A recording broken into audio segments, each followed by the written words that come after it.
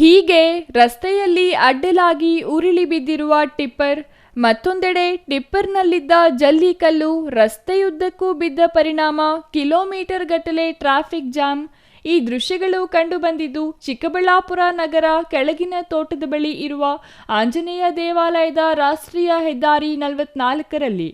ಹೌದು, ಟಿಪ್ಪರ್ ಒಂದು ಜಲ್ಲಿಕಲ್ಲು ತುಂಬಿಕೊಂಡು ಪೇರೆಸಂದ್ರ ಕಡೆಯಿಂದ ಚಿಕ್ಕಬಳ್ಳಾಪುರ ಭಾಗದ ಕಡೆ ಬರುತ್ತಿದ್ದಾಗ ಟಿಪ್ಪರ್ನ ಬಲಭಾಗದ ಟೈರ್ ಬ್ಲಾಸ್ಟ್ ಆದ ಪರಿಣಾಮ ಚಾಲಕನ ನಿಯಂತ್ರಣಕ್ಕೆ ಸಿಗದೆ ಬಲಭಾಗದ ಡಿವೈಡರ್ಗೆ ಡಿಕ್ಕಿಯಾಗಿ ಎಡಭಾಗದ ರಸ್ತೆ ಮಧ್ಯಭಾಗದಲ್ಲಿ ಬಿದ್ದಿದೆ. ಅದೃಷ್ಟವಶಾತ್ ಟಿಪ್ಪರ್ ಉರುಳಿ ಬೀಳುವ ಸಂದರ್ಭದಲ್ಲಿ ಹಿಂಬದಿಯಿಂದ ಯಾವುದೇ ವಾಹನ ಬಾರದ ಹಿನ್ನೆಲೆ ಭಾರೀ ಅನಾಹುತ ತಪ್ಪಿದೆ.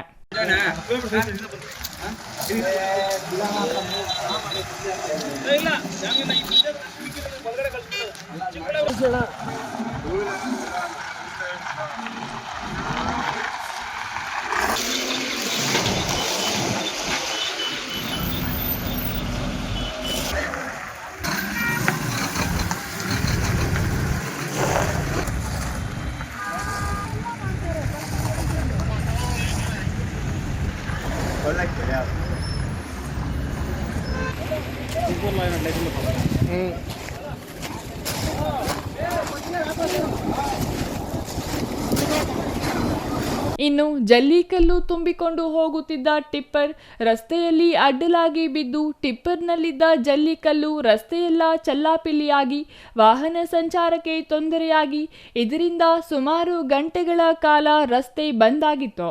ಈ ಘಟನೆ ತಿಳಿದ ಚಿಕ್ಕಬಳ್ಳಾಪುರ ಸಂಚಾರಿ ಪೊಲೀಸರು ಸ್ಥಳಕ್ಕೆ ಭೇಟಿ ನೀಡಿ ಜೆಸಿಬಿ ಮೂಲಕ ಅಡ್ಡಲಾಗಿದ್ದ ಜಲ್ಲಿಕಲ್ಲು ತೆರವು ಮಾಡಿ ವಾಹನ ಸಂಚಾರಕ್ಕೆ ಅನುವು ಮಾಡಿಕೊಟ್ಟರು. Thoudanahalli Ramesh, CTV news, Chikkaballapur.